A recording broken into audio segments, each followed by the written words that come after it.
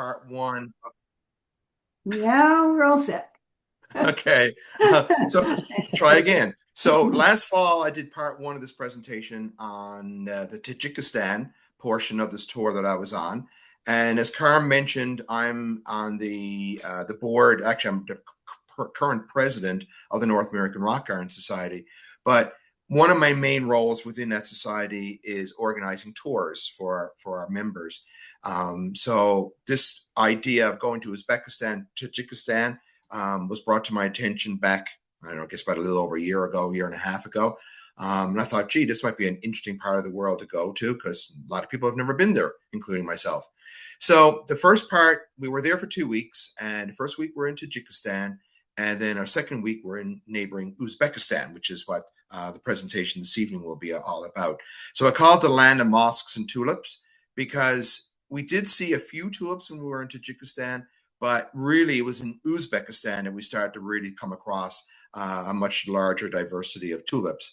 And as it turns out, a lot of our ancestral tulips originate from this part of the world. Okay, so when you're going to Holland nurseries or even to Walmart and you're buying a bag of tulips to plant in the fall of the year, a lot of those ancient ancestors to the modern day tulip originate from Uzbekistan. So I'm going to be showing you some of those ancestral forms of tulips this evening. So here's a little map showing the part of the world we're talking about. Basically, Central Asia. The first part of my presentation before last fall was on Tajikistan, and we basically flew into Dushanbe and spent most of our time sort of traveling around the mountains, which were sort of in this northern part here of Tajikistan. In the second week, we drove from Tajikistan all the ways up eventually into Tashkent. So here's a better idea. So here we have Dushanbe with my mouse. We took this lower road, entered into Uzbekistan. Then we worked our way up north from there. And our first night was in Samarkand. And then from there, we worked our way then eventually to Tashkent. Spent a couple of days wandering around the mountains in this area. And then we did an extension where we took the train from Tashkent all the ways over to Bukhara. Okay, so Bukhara is getting closer now to the Turkmenistan border. Both Bukhara and Samarkand are UNESCO World Heritage Sites because of all the remains of the many, many mosques that date back hundreds of years that are found in both these areas. Now, when I talk about Tajikistan, I said to people that a lot of the original peoples in Tajikistan originated from Persia, okay, and in particular from Afghanistan, okay. So Afghanistan borders, of course, on the southern part of Tajikistan. So it doesn't take very much for the peoples in Iran, Afghanistan, and they worked their way then up into Tajikistan. But as it turns out, for Uzbekistan, most of the ancestry actually comes from the Far East. Okay, so we're off the edge of the border here because we have China, and eventually, in actual fact, most of the peoples currently in Uzbekistan are ancestrals from the Mongols.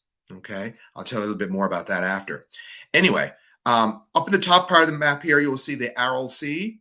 Aral Sea is pretty much non-existent these days. Back in the day, like 100 years ago or more, that was a very important part of Uzbekistan. There was lots of fishing and whatnot taking place there. But when just after the Second World War, when Russia took over all this area you see here in the map in green, ended up being a very important area for growing cotton. Okay, so the Russians need the cotton, of course, for clothing and whatnot. And they actually drained the Aral Sea for irrigation to irrigate all the fields of cotton. And it was a bit of an ecological disaster, we'll say. So right now, the Uzbekistan government is trying to reclaim a lot of the basically what is now dead soil because of over agricultural activities that took place there. That basically took all the nutrients out of the soil. So they're now trying to replant native vegetation, and they're trying to get water to go back into the Aral Sea now because it's not being used to the same degree for irrigation anymore. But yeah, the Russians did quite a number on this country over the last 70, 80 years. Okay, so Uzbekistan, their main person that they sort of look up to is Tamerlane. And he was a 14th century conqueror. And he founded Afghanistan, Iran, and all the various other stands that are found in that area. So Uzbekistan, Tajikistan, Turkmenistan, Kazakhstan. And the word stan or stan that you see in this part of the world simply means land. Okay. So it's the land of the Uzbeks, it's the land of the Tajiks, it's the land of the Afghans. Okay. So that's why you see all this word, the word stan in that area. Historically, of course, this area was all part of Persia. Okay. So back, like 500 BC, this was all part of the greater portion of Persia. All right. So Tamerlane was born in Uzbekistan. So this is why they sort of look up to him, because he was a main conqueror in this area, and he actually had his roots in Uzbekistan. And if memory serves, I know he's related to Genghis Khan. I believe he's a great grandson, as it turns out. Okay. So as I mentioned, Uzbekistan, a lot of the ancestral people there are actually from Mongolia. All right. All right. So one of the places we went to, because we did a lot of historical visitations in Uzbekistan, more so than in Tajikistan, as well as doing botanizing. So this particular place here, I'm not even going to bother to try to pronounce it because I'm sure I'll just make a complete disaster if I do. But this was the birthplace of Tamerlane, and we visited there. This was part of the gates leading into the city where he was born. Okay. Now, these towers are all that remain now, but back when, like back in the 1500s, there was a huge arch that joined these two, okay? And that arch rose almost as high again as what these columns are. So this gateway was so impressive that it could be viewed from 50 miles away, okay? It was just so huge. And this was a very important, amongst the other cities I'm going to be talking about, Tashkent, Samarkand, and Bukhara, as part of the Silk Road. Okay, so back in 1200s, 1300s, 1400s, this is where all the Europeans were traveling along this route here to get over to the Orient to get access primarily to silks and spices from China and that part of the world. So just to give you an idea, okay, so here are some people here, and you can sort of get an idea of just how imposing and huge the gates to this particular city, if you want to call it a city, town, were. And like I said, just imagine the arch joining these was like twice as high again. So this is all part of the original mosaics that were little tiles that were all affixed to the outside of the entrance gates. And these tiles were actually put in place to protect the rest of the structures underneath. So they basically helped to prevent weathering, because it's the rock underneath those tiles could actually erode pretty quickly. But the tiles themselves worked very efficiently at preventing erosion to take place. Of course, it made them very attractive at the same time. Okay.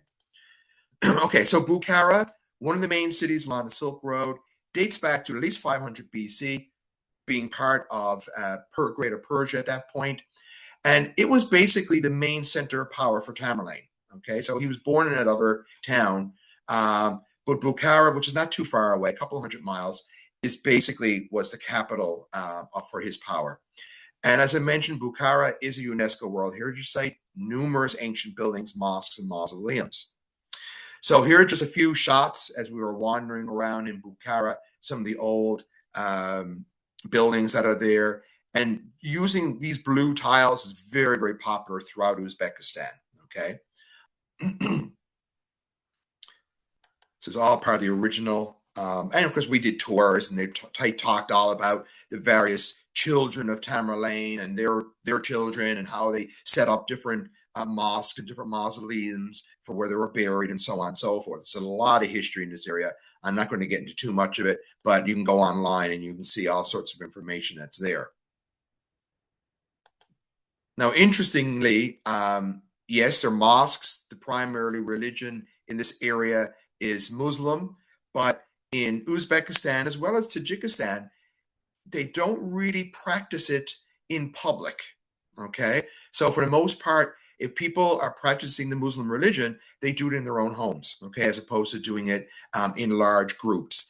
And I mentioned before that the main reason for doing that is because the government in both those countries feel, and they're probably right in some regards, that when the Muslims get together in large groups, that's when you can start to get problems in regards to people going to extremes. Okay, so you get, we all know about all the problems taking part in that part of the world, with the various groups that are over there. But if they figure that if people are practicing on their own, they're not in large groups, they're probably a better chance that they will actually stick to the religion and not make it into a fanatic or fanaticize, we'll say, the religion, like has taken place in other countries further to the south.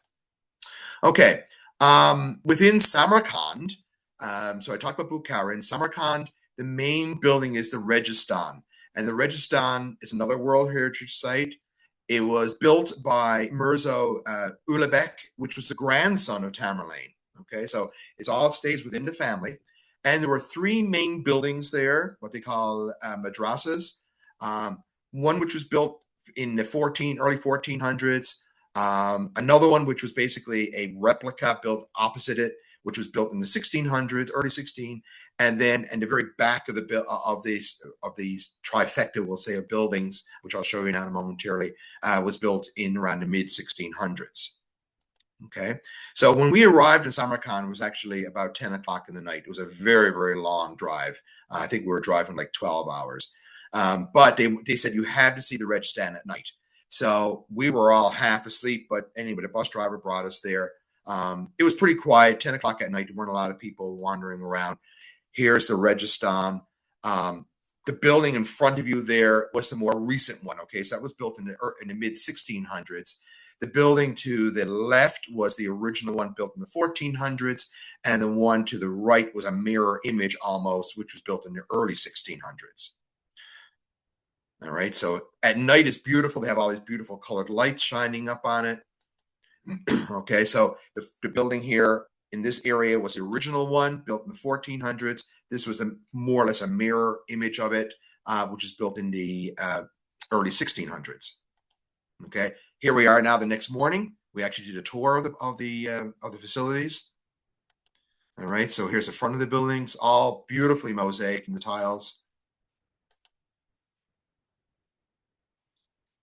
A lot busier at that time of the day as well. But we were there in April, so it wasn't really the peak of the tourist season by any means. Okay, enough of the history. Let's look at some flowers.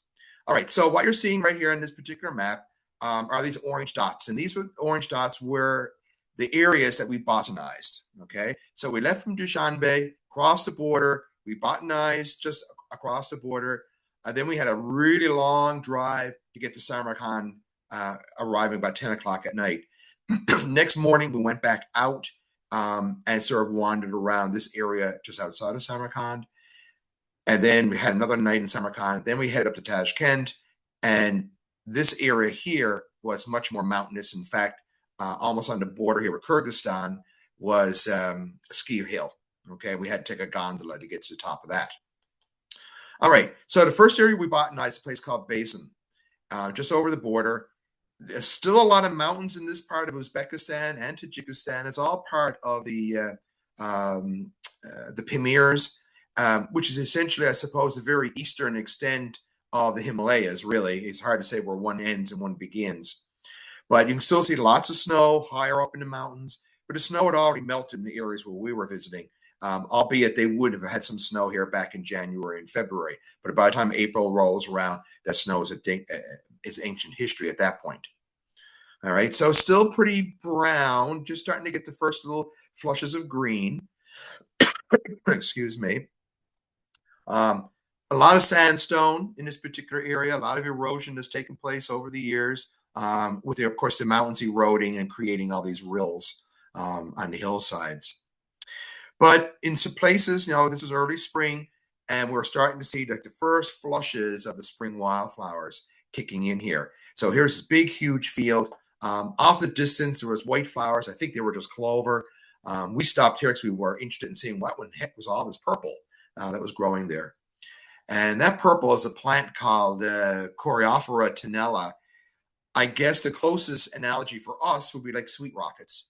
Okay, so it's in the mustard family.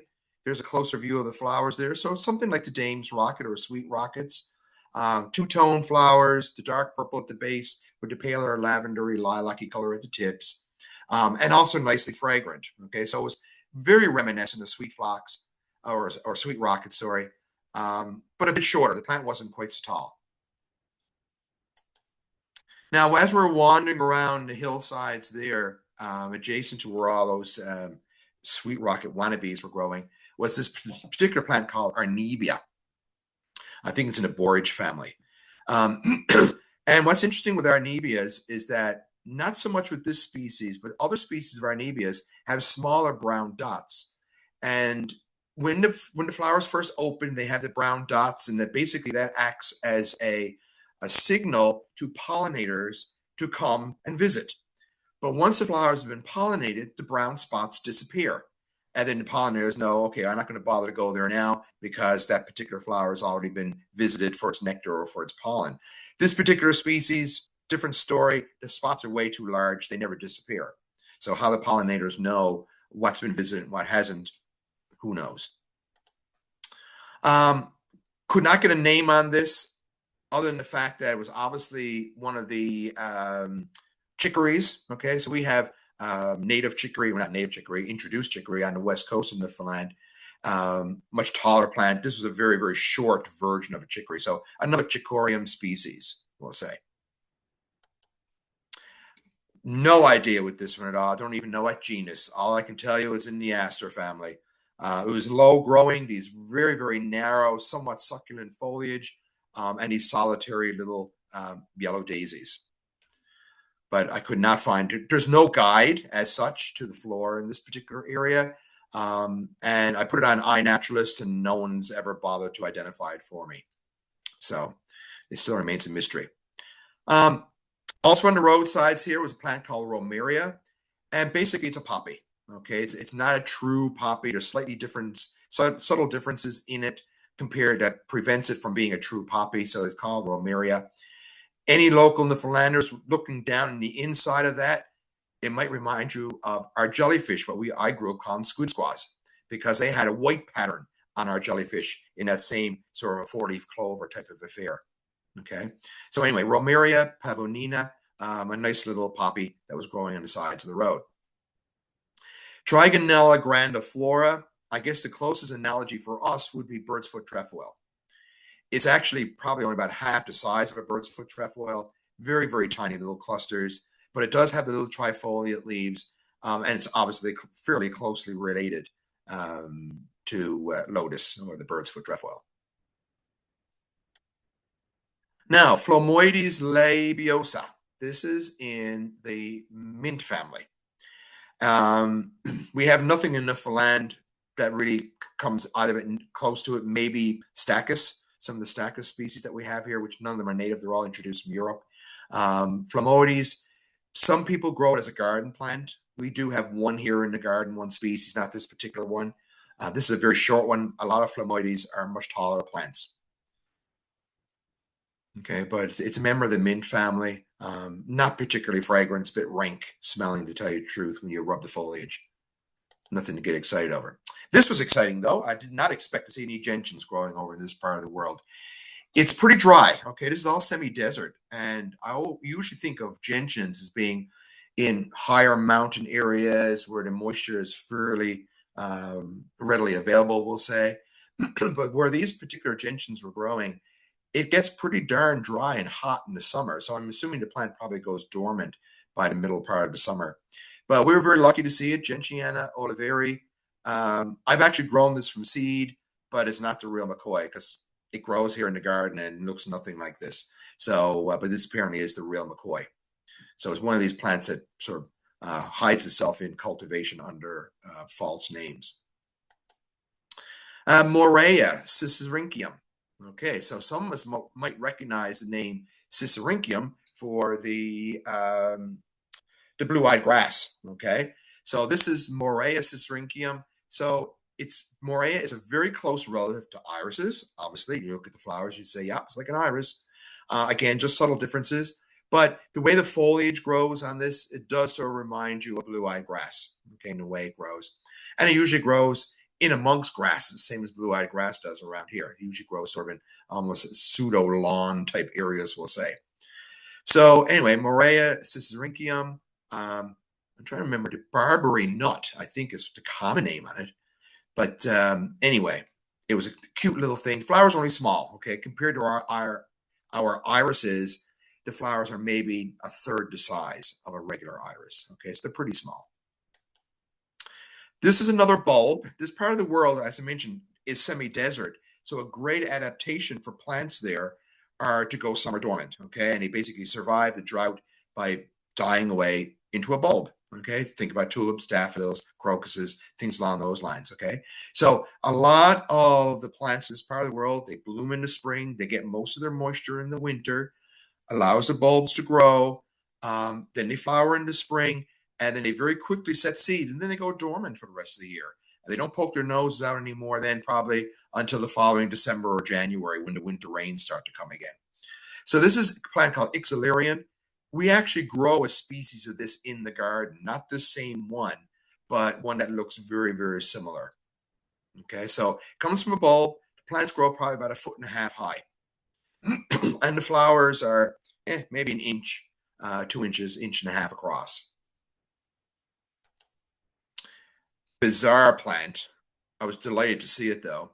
Animium leymanii. So it's an arum, okay? So it's related to calla lilies, okay? So you might be familiar with calla lilies. But this one here has flowers that are almost black.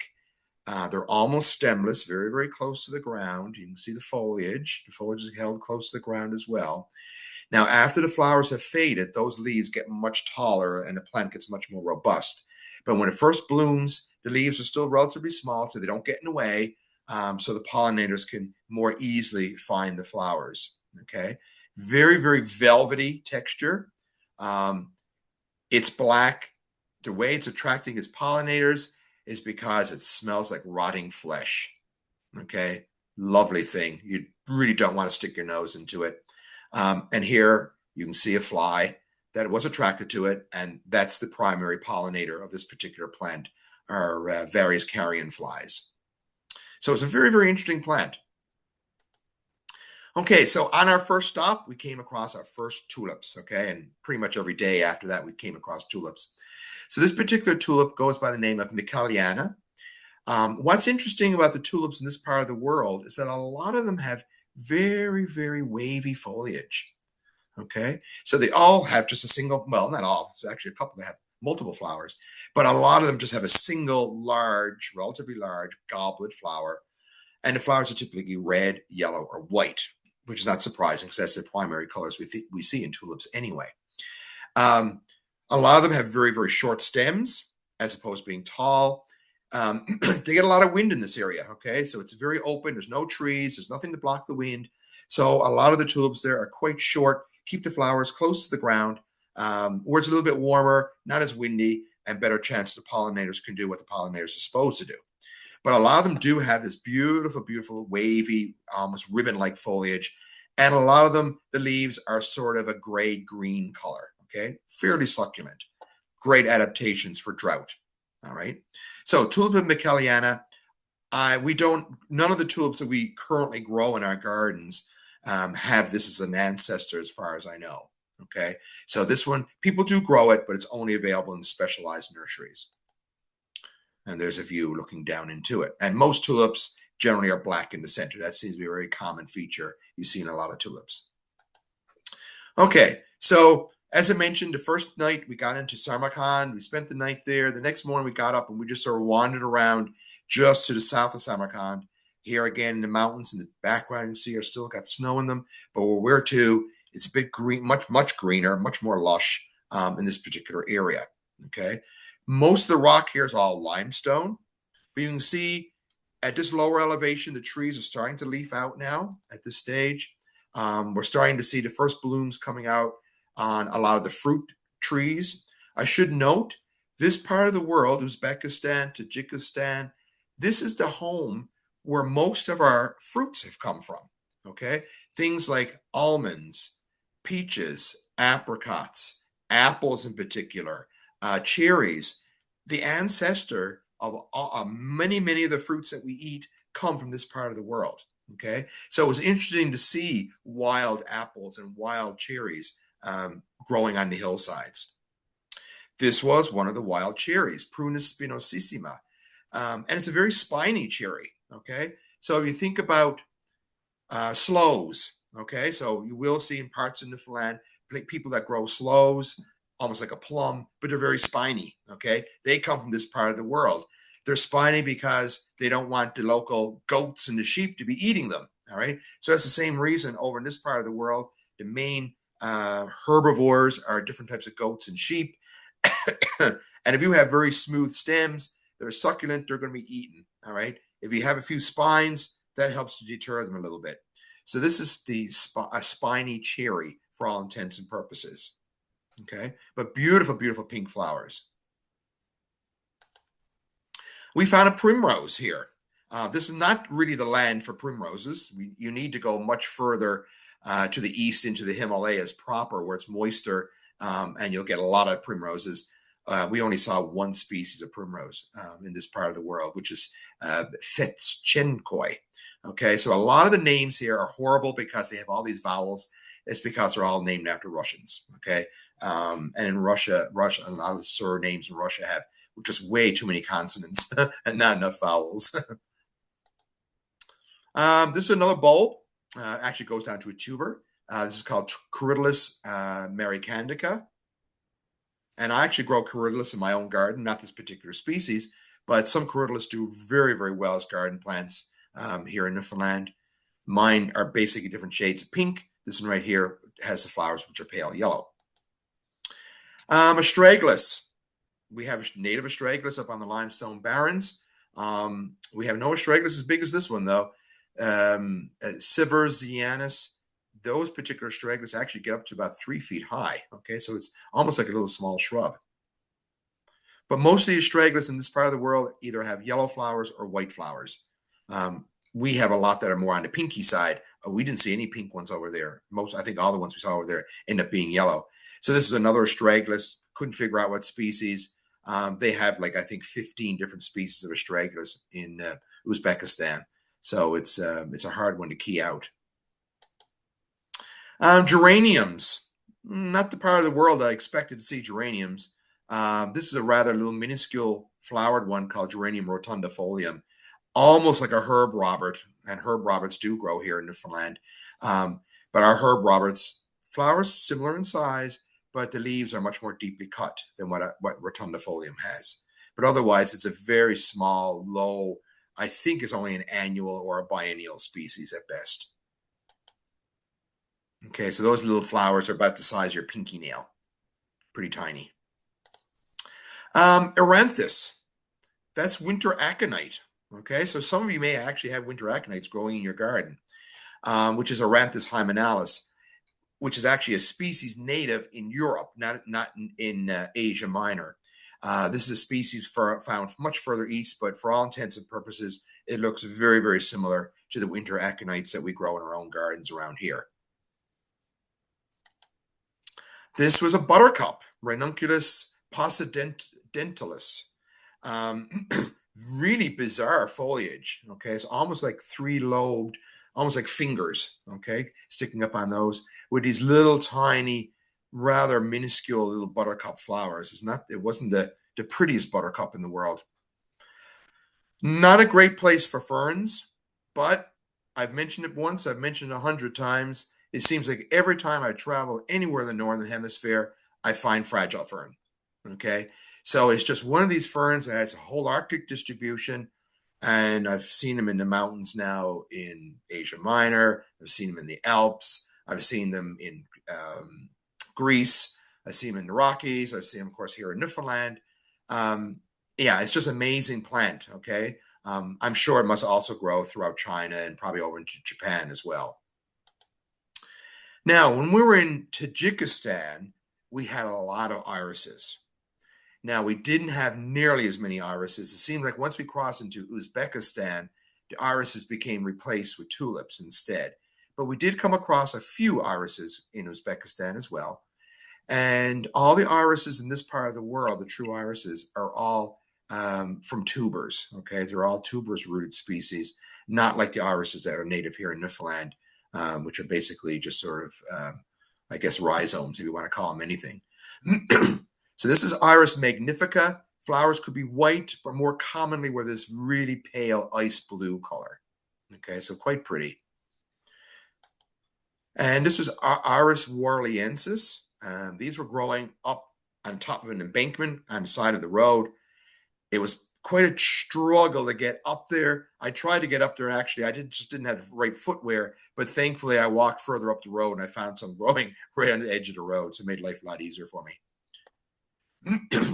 So Iris warliensis, typically they're this sort of beautiful, dark, purpley blue tips, but we found one clump where the flowers were purple instead. Okay, so quite an unusual color form. And our guide has been visiting this area for many, many years, and he's never, ever seen the purple form of this before. So he was really excited when we found this particular plant. And this particular one just had to be one that had really pinched petals on it. Okay, so now we found another tulip. This is Tulipa fosteriana. This one is in the trade. I grow it in my garden. It's available at Holland nurseries. It's available basically anywhere where you can buy bulbs, okay? So these are the fosteriana tulips. The modern day ones, the flowers are either white, yellow, sometimes pink, or commonly red, all right? But the wild form is always red. So this here is like the actual true wild species of fosteriana. The ones I have in my garden are modern day cultivars, which basically originated from Holland for the most part. And we cut these at the very, very tail end. We only found one plant that still had a flower that was worth taking a picture of. But already you can see that there's a few little brown spots starting to form. So give this plant another day or two and the flowers will be finished. All right, so now we left Samarkand. We're heading up towards Tashkent. So we're heading north, sort of northeast. And now we're coming back up into the mountains proper again, okay? So you can see some of the mountains here in the background, but it will get far more mountainous as we go. So again, we're not really that high up. The trees here are already starting to leaf out. You're starting to see a little bit of a whitish cast. That's where the first blossoms are starting to open up on the cherries in the distance. And this is just one of the spots, you think, where do people botanize when they're in this part of the world? Well, just like we botanize in Newfoundland, the limestone barrens, we haul in the side of the road and we start wandering around. So in this case here, we wander down over this embankment to look for flowers. And so what we were looking for, you look at this, you say there's nothing here. All right. But once you get down and you start wandering around, you find all sorts of little treasures. Okay. So one of the little treasures we found was anemone biflora. So we have anemone parviflora here in Newfoundland with white flowers. Anemone biflora is almost a yellow flowered version of our native anemone, okay, but same size flowers. Our anemones, sometimes our anemones on the outside of the petals can have a blue tint. In the case of anemone biflora, the outside has more of a bronzy tint, okay, but when they open, the flowers are yellow. But for all intents and purposes, it's very reminiscent looking to our native anemone parviflora. Okay, another iris. This is a really, really short little one. Tuberginiana, a yellow-flowered species.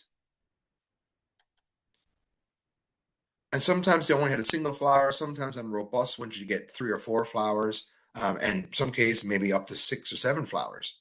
But it's still quite short. They're only at most a foot tall. This was a bizarre plant. And I know some people growing it, not growing it here in Newfoundland.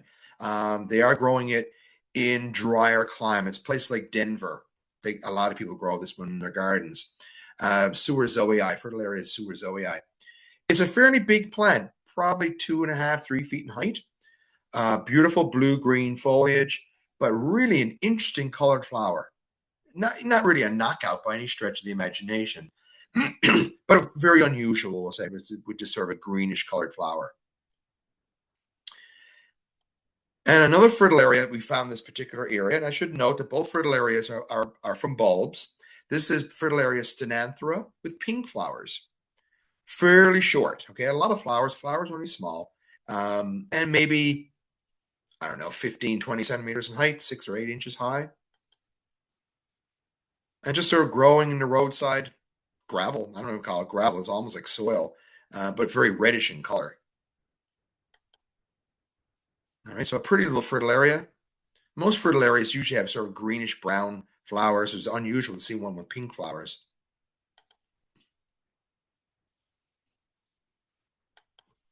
Okay, another tulip growing on the side of the road here. It was Tulipa kaufmanniana, another one that's in the trade, another one that you can buy in your local nurseries.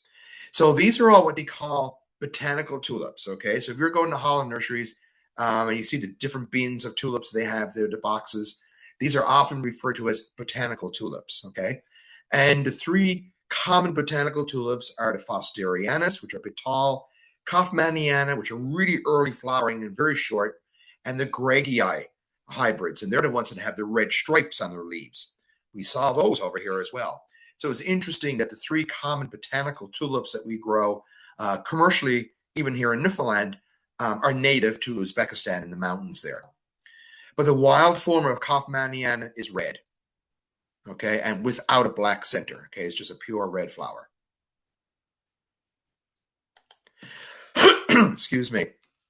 Shimganica, Tulipa shimganica, probably midway between the size of a Kaufmanniana and a Fosteriana. Okay, so maybe 8 inches high.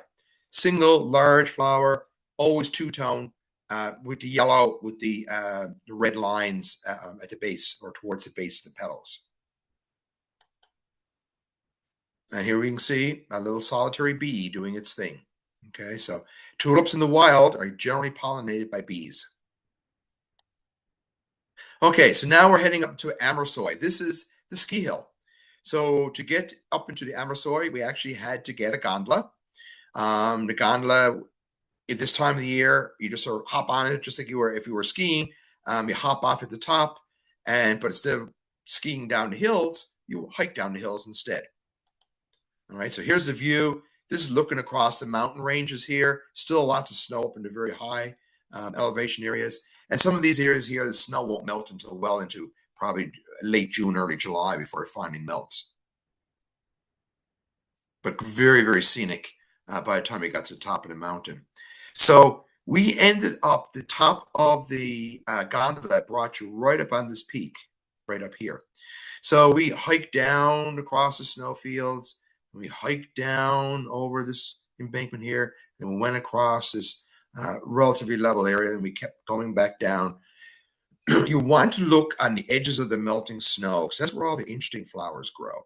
Okay, so here we are coming down the fence line. This would have been a downhill ski run. It was quite a challenge coming down. Unfortunately, we all thought the bus was going to pick us up at the bottom of the hill. It didn't. We had to go all the ways back up to the top.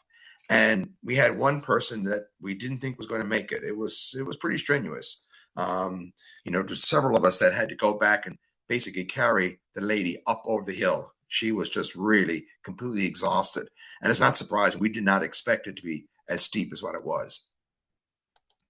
But it was worth it. Okay, so here, that where you saw those people, this is the line right here. Okay, that's a little fence line coming down off the hill.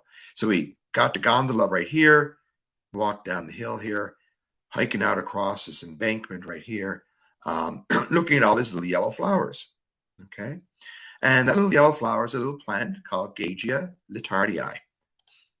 And it's a little bulb. Okay, yet another bulb.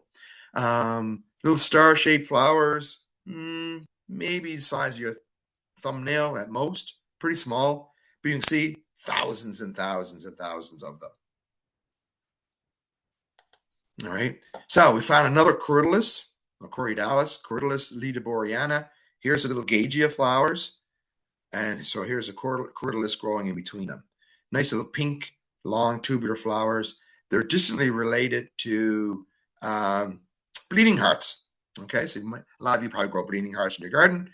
These are a very distant relative of bleeding hearts. And you sort of see the flowers are sort of vaguely bleeding heart shape, okay, to them. Beautiful foliage. It's nice sort of gray-green type coloration to them. And like I said, they were just sort of popping up here and there and everywhere. Another bulb that we saw growing here on the edges of the melting snow. This is a Colchicum luteum. Now, some of you might grow colchicum. We always refer to colchicums generally as autumn crocus. But this is a spring flowering colchicum. Okay, so it doesn't flower in the fall, it flowers in the spring with yellow flowers because most colchicums are usually white or pink. So this plant's got a lot going for it, being so unusual. It's yellow, which is weird, and it flowers in the spring, which is even more weird. But then growing right next to the colchicums, to give you an idea of their size, was a native crocus. Here you can see another little solitary bee. Okay, so the bees are the main pollinators for a lot of the bulbous plants in this part of the world. They're the main pollinator for the bulbs growing in our gardens as well. Honeybees, I know my own garden, in the spring, my crocuses are in flower. Somewhere in my neighborhood, they have a honeybee hive, and it's just covered in my crocuses with honeybees in the spring of the year. Okay, because it's a very early source of nectar and pollen for them.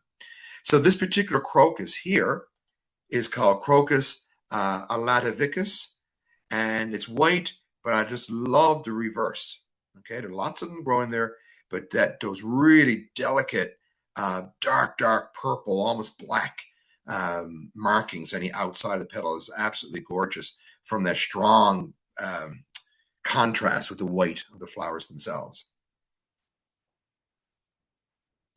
So it was pretty neat. We found Pedicularis, a lousewort, Pedicularis olgae.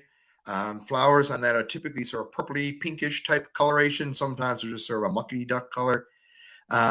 If you recall, Pedicularis are what we call hemiparasitic plants. They usually tap in to neighboring plants in order to rob a few nutrients, but they don't give anything in return. Okay, so I'm trying to think. I think it's usually a type of grass, a species of grass or a species of sedge that Pedicularis will parasitize. But they can still photosynthesize, so they don't have to have the neighboring plant, but they just sort of are lazy. So they'll tap into their roots will tap into the roots of other neighboring plants, and they will steal a few nutrients and things along those lines just to give them a little bit of a heads up. Also growing on the mountainside here were another tulip. This is Tulipa bifloriformis. Now, up in these high mountains, you'll see a lot of white star-shaped tulips, quite low to the ground. Usually we have yellow centers. It's a nice bullseye for pollinators flying overhead. Again, the foliage is often ribbon-like and often sort of a blue-gray, blue-green type coloration. Here you can see some of the little Gagia flowers here in the bottom and some of the Crotalus growing next to it as well. And you can see how these tulips are growing. They're just growing in gravel, right? I think we fuss too much over a lot of these bulbs that we grow in our gardens because in the wild, they're just growing in like the crappiest locations and they seem to be very, very happy. Okay. So you can see, like, they're just like, I don't even know how a bulb gets rooted in that. It's just pure gravel. It's absolutely incredible. Another little tulip up here was Tulipa vidinskii. It's a very low, little single red flower tulip, generally with a yellow center. It's got the yellow eye. Again, great for attracting the pollinators. What's interesting, and I'll show you some more tulips a little bit later on, it looks a lot like a Greggii tulip, but the anthers are yellow. And a lot of tulips, the anthers are black. Okay, so that's one of the features we use for trying to identify the various species of tulips. All right. So on our last day, we went to a place called the Chimgan. And you can see we're fairly high up in elevation again. No leaves on the trees yet. Snow not too far ahead, but a little bit lower elevation than what we were when we were on the ski run. Okay.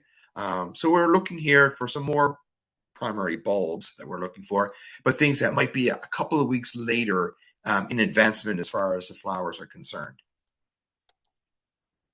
Okay, so this is a little mountain stream. This would dry up completely, I'm sure, in the summer months. And here we found another iris, quite a rare one, actually, Pseudocapnoides. but you could easily walk past it and not even notice it. It has got the most blah colored flowers imaginable. Okay, I mean, it's like muckety duck. Yeah, I don't know. It doesn't have a lot going for it. That's probably why it's so rare. We did find a beautiful bulb. This is another bulbous plant called Erameris, commonly called the foxtail lily. Now, we came across several of these in Tajikistan. This was the only one that we came across in Uzbekistan. Okay, Erameris lactiflorus, which means milk flowered. Okay, here you can see there's a bumblebee on the flower. As I mentioned, bees are the main pollinator for all these bulbs. And here's just a closer view of the flower. So it's a fairly robust plant. Those flower stems are probably about 2 to 3 feet in height. Came across another tulip, Tulipa turkestanica. I grow this in my garden. Grows gangbusters. The plants multiply, easy peasy. I would never think that plants in this part of the world, tulips in this part of the world, would be happy in a Newfoundland climate, because I can't imagine any place that has a more different climate from us than what they have over in Uzbekistan. But I'm not going to tell the tulip that.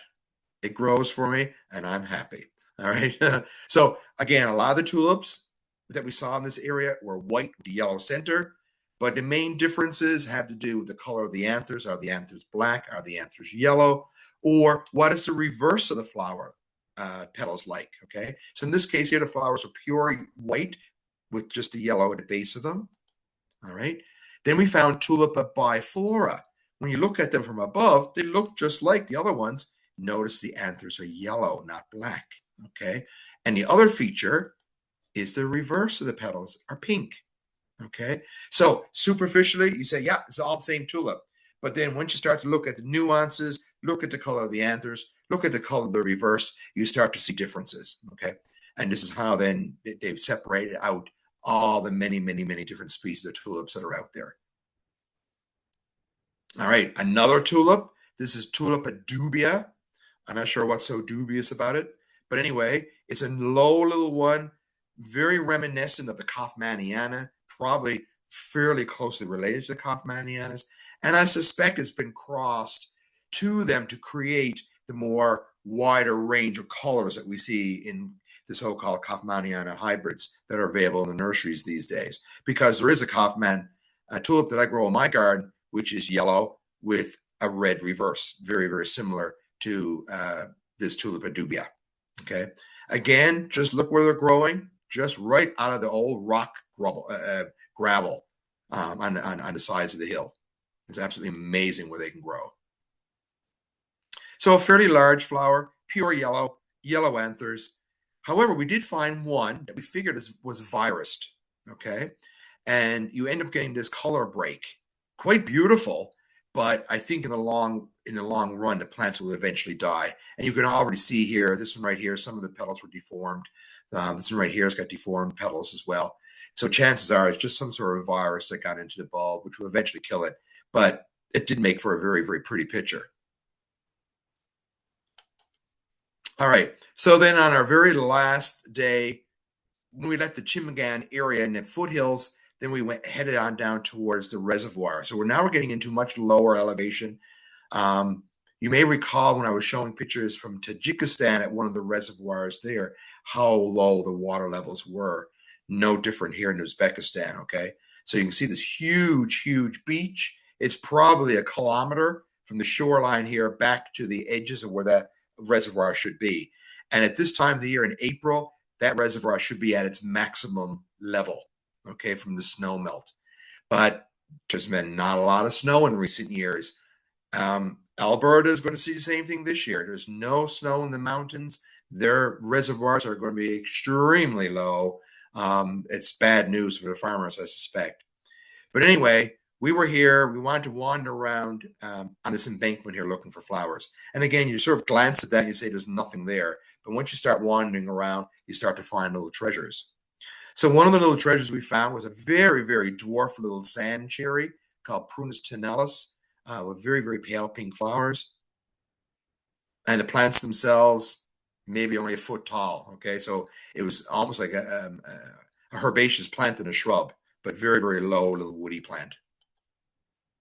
We found a geranium, quite a pretty geranium, actually. It would make an attractive garden plant. Geranium tuberosum. But unlike our geraniums or crane's bills, as we call them in our gardens, most of ours just come from regular everyday old roots. This particular one is one of the very rare geraniums that produces a tuber. And as I mentioned, this area would be very dry, very hot in the summer, and these plants would just completely disappear for the summer months. Okay.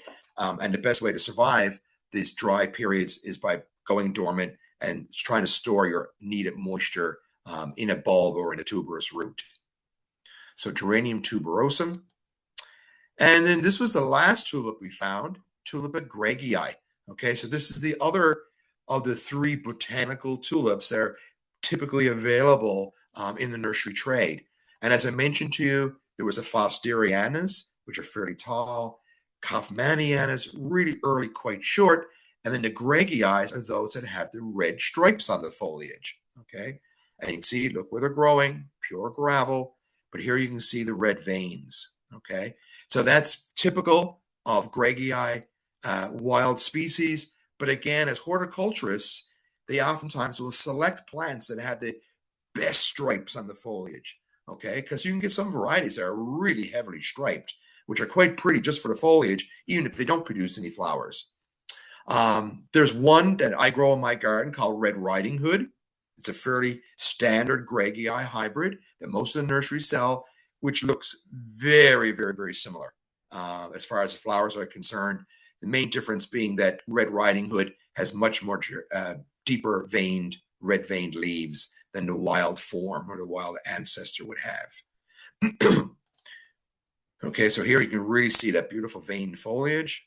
I mean, I grow this as a foliage plant, but typical of tulips, there you go, you got your black center. Okay, so that's another feature, as I mentioned, when they're looking at tulips and they're identifying the various species, we look at the foliage, we look at the flowers, we look at the anthers. Are the anthers yellow or are they black? Are the flowers at their base black? Are they yellow or are they just a pure color? All yellow, all red, right? And then look at the reverse of the petals as well. So once you start to look at that, you can start to see all these little nuances that help to separate all the various species of wild tulips. And then now we're heading back towards Tashkent. You can see here we're well down to the valleys. These are just the foothills, no snow around here. Trees are well leafed out. This is an agricultural area here. This is where they'd be growing fields of, it looked like it was probably wheat or barley that was growing there in the valley. We found some more cherries there. Prunus bucarica. Okay, it was a white flowered cherry. This was a currant, a golden currant, Ribes aureum. In actual fact, you can buy this as a garden plant. I've seen it. We grow it here in the garden. Okay, so Ribes aureum, very pretty. And we had the wild apples. Okay, so Malus sylvestris is the wild form of the apple. Apples have come a long way, but the flowers really haven't changed any from the wild ancestors. Okay, typically pink buds opening up into white flowers, which are very highly fragrant. All right. So, but now, mind you, these wild ones taste horrible compared to the modern day apples. But it's just interesting to see the actual ancestor to the modern day apples growing here in the wild.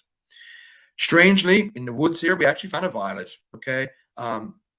Very similar in some respects to, Viola cuculata that grows here on the Avalon.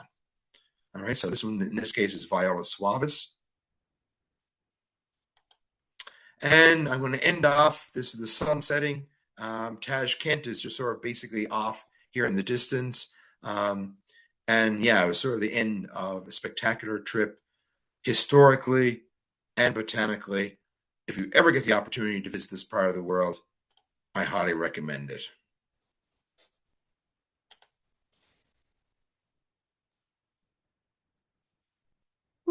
Oh, interesting screen, Todd. Yeah, I don't know what happened there. That's okay. Thank you so much. Wow, that's fantastic. Oh boy, so it's like Wow. tulip mania there. Oh, Did yeah, tulips really. from there go to Holland or I mean, do they? So what would have happened is the early plant explorers, as they were um, probably people that were on the Silk Road, were discovering these tulips. And I know the tulip is the national flower of Tajikistan. Okay, so that's their national flower. And I suspect these early horticultural plant people probably saw these tulips, said, "Wow, this is a really pretty plant. Let's bring it back and grow it in cultivation." And a lot of the bulbs do okay in cultivation, not so much in our climate because our climate is just so wet. But in a lot of parts of Europe, think about the Mediterranean areas, they typically have a very similar climate. Okay, so it's like moist in the winter, very dry and hot in the summer. And a lot of these bulbs do very, very well in that area. Now, Holland is not quite the same, but Holland seems to have the place to really, they got the market cornered as far as developing new varieties of tulips. And of course, we've all heard of tulipomania that did take place back in Holland back in when was it, the 17, 1800s. But all these modern day tulips that we grow, the vast majority of them, ancestors come from this part of the world. Now, some of the taller tulip species are found further to the east, we'll say. So going over towards Iran, Iraq, that part of the world. Those where you'll find the taller tulips that we grow in our gardens. But a lot of the really short varieties that we grow, as I mentioned, come from Greggii, Kaufmanniana, and Fosteriana. And the wild ancestors from those all come from the Uzbek region. Todd, when you're up in the mountains with your group and the tulips, are they really obvious to you? Do they blanket the mountains, or you really got to go search them because they're low? No, well, there's two things. Number one, I can't say at any place did we see tulips carpeting anything. All right. Oftentimes they were just like, one here, one there, one there. So if you're looking at a whole area, there might have been a fair number of tulips, but they weren't clustered together. Okay. It's almost like someone planted them like that. Right. Yeah. But I guess it's just the way Mother Nature and where the seeds could find a place where they could take root in amongst all that gravel rock. They're fairly isolated. Now, the other big thing, and I mentioned this when I talked about Tajikistan, it was the same thing in Uzbekistan, is that a lot of the locals pick the flowers. Okay, so any that are close to the roadsides, they will pick them and sell them as little bunches of flowers for people just driving along on the roadside.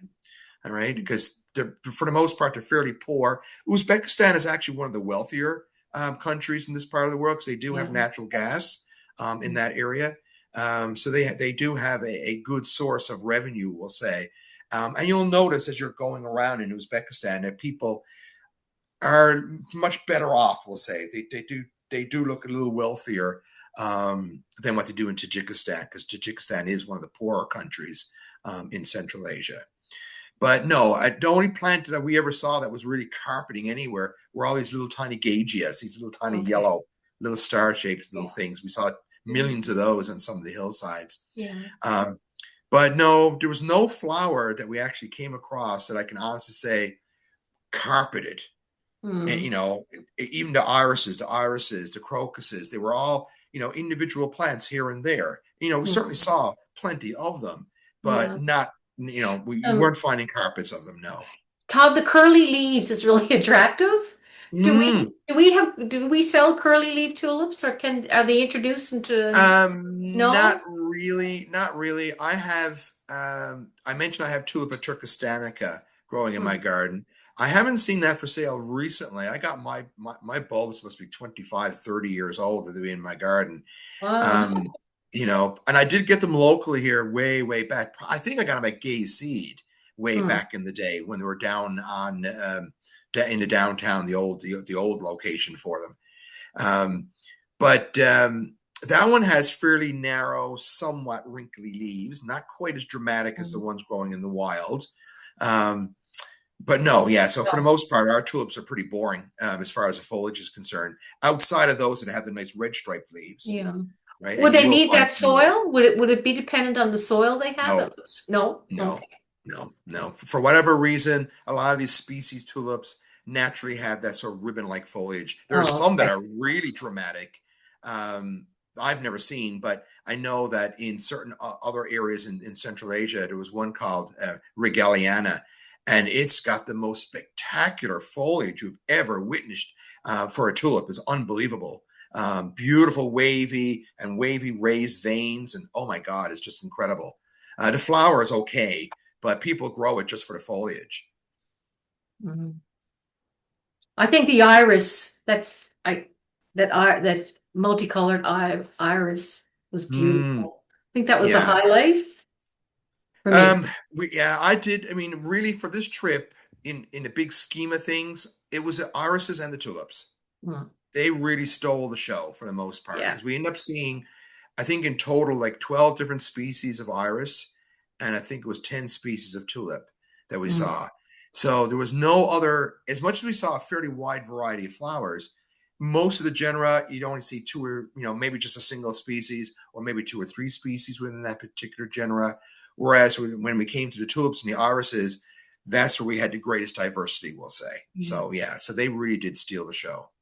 Thanks, Todd. Beautiful show. Can I say we would welcome anybody's comments or questions if you have them? You'd have to unmute yourself though, because I think I have pretty much everybody muted. Yeah, I Todd, do. Todd, you mentioned there was no guide to the flowers of Uzbekistan. I'm wondering, will that be your 11th book now that you've done the research? Yeah. Well, as it turns out, there is a guide. It's an online. I think you can download it. It's a huge tome, right? But it's not useful really for because you can only look at on your computer, and it's like 700 or 800 pages that you got to Oh, go through on your computer, which is like a major pain in the butt. yes. It's not available as an actual guide that you can purchase. I suspect it's like an encyclopedia anyway. But I do believe that there is a flora of Uzbekistan that is available. If I was really bored and lots of time in my hands, I'd try to figure out what that yellow daisy was. Yeah. But I just haven't bothered. Just speculating, I was wondering, you pointed out that the climate conditions there are so different from the Netherlands. That the Netherlands is sort of the capital of tulips now in the commercial world. Could it have something to do with the fact that I don't know where they grow them in the Netherlands commercially, but I suspect a lot of the soils there are very sandy and therefore would be free draining, Yep. which would sort of be like Labrador, Yep. would imitate a dry climate in a lot of ways. Is that something that's happening? Yes, that's very much the case. The soil that they're using in Holland is very, very sandy. Okay. So in that regards, it's very free draining. And so even if they do get a bit of rain in the summer, it's not as critical if the soil is really, really well drained. I mean, I've been growing tulips in my garden. They've just been left there year after year for many years and often come back year after year. I find daffodils do better as being long-lived and multiplying, but daffodils don't come from that part of the world. The daffodils, the wild ancestors from those, are primarily from the Mediterranean areas. Okay, so areas that are a little bit moister than in Central Asia. So, like I said, tulips do like to bake a little bit more, be on the drier side in the summer, whereas daffodils can tolerate summer moisture without it being a detriment to them.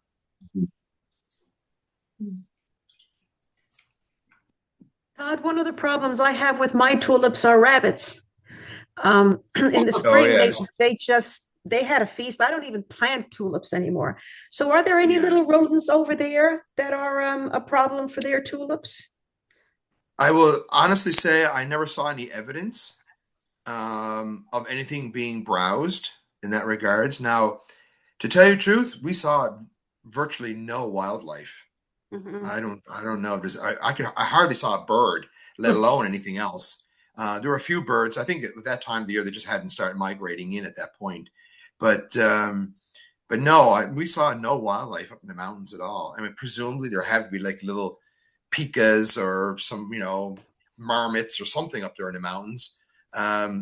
If there were, we saw no evidence of them. And I can honestly say all the tulips looked to be perfectly fine. I didn't see any evidence of any kind of browsing taking place. But yes, I agree. Here in the botanical garden, I don't bother to grow tulips because the rabbits just eat them all. I'm going to try making some little cages this year because I'm putting in like a new bed area. And I'm just going to try. I've read if you put them in little cages that they'll grow. And that'll work. That'll work. But, who wants to look at a tulip through a cage? Well, I just figured you'd bury it deep enough. You don't have to see the cage, do you? I'm guessing you're protecting the bulb. Yeah, but no, I mean, here in the garden, the rabbits eat the flowers. Yeah, mine eat all the bulbs. The bulb. Yeah. Oh, okay. Now I know on the mainland they have a bad problem with squirrels digging up the bulbs too. Maybe it was squirrels. I gave the rabbit a bad rap. Yeah, I suspect it's squirrels. Now our squirrels here, we only have red squirrel. Our squirrels don't bother with the tulips at all. But I know the gray squirrels or the black squirrels, they love tulip bulbs. Right. So I do have a lot of rabbit buttons though, which is what made me think they were the suspects. Okay. And maybe maybe they ate the flowers. I just know they never came back. When the rabbits were done with them, they were done. Oh, okay. Yeah. Yeah, they're nasty. Sounds like they were trying to fertilize your garden. Thanks for I see lots of buttons on our new crevice garden is full of rabbit buttons, little stinkers. I wanted to mention that if anyone missed or would like to watch again Todd's presentation this fall in Tajikistan, you can find that if you go to the Wildflower website, you'll find the link to go to the YouTube and then find that and watch it again. Because it would be interesting in a way to compare the two now that we've seen. Yeah, that's right. Yeah. Fun. So wonderful, Todd. We're so lucky that you've shared all of this with us. We feel like we know that corner of the world. Yeah. Well, I'm heading off now next month to Morocco and Crete. Oh, so nice. It'll be another new part of the world. And I know the thing with Crete, this particular tour is primarily the focus is orchids. And we should see like 25 to 30 different varieties of orchids. Wow. So I guess at some point you'll get a talk on the orchids of Crete. Oh, super. Super. Yes. Well, anyone else here this evening before we sign off? No? Well, we'll just say thank you so much, Todd, once again. Thank you, Todd. Thank you, Todd. No problem. My pleasure. Yeah. Wonderful talk. Yes, Todd. Thank you. Thank you. Okay. We'll drop a little gift around, Todd, to you. Thank you again. No problem. Thanks, folks, for dropping by. Yeah. Thank you. Hope Thanks, to see you Karen. all next month. Yes, you're welcome. Okay. Good night, everybody. Good night. Good night. Bye.